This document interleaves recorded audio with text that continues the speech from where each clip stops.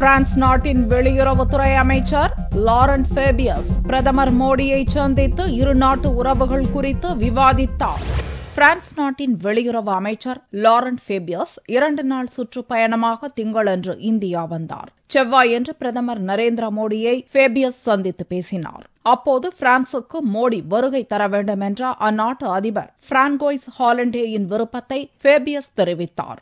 இந்தியாவில் ராணுவம், தொழில், முதலீடு துறைகளில் பிரான்சின் ஆர்வத்தை மோடியிடம் ஃபேபியஸ் வெளிப்படுத்தினார். மோடியுடனான சந்திப்புக்கு பிறகு பேட்டியளித்த ஃபேபியஸ் பேச்சுவார்த்தை ஆக்கப்பூர்வமாக இருந்ததாக கூறினார்.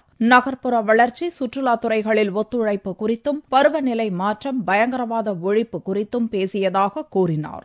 இந்தியாவுடனான 1 லட்சம் கோடி ரூபாய் மதிப்பிலான ரஃபேல் போர் விமான ஒப்பந்தம் குறித்து மோடியுடன் பேசினீர்களா என்ற கேள்விக்கு இன்னும் பேச்சுவார்த்தைகள் நடத்த வேண்டியிருப்பதாகவும், விரைவில் ஒப்பந்தம் முடிவுக்கு வரும் என்று தான் நம்புவதாகவும் தெரிவித்தார்.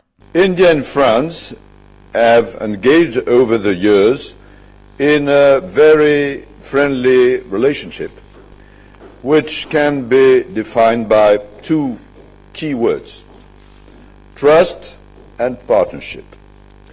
Climate change and sustainable development are important aspects of this partnership.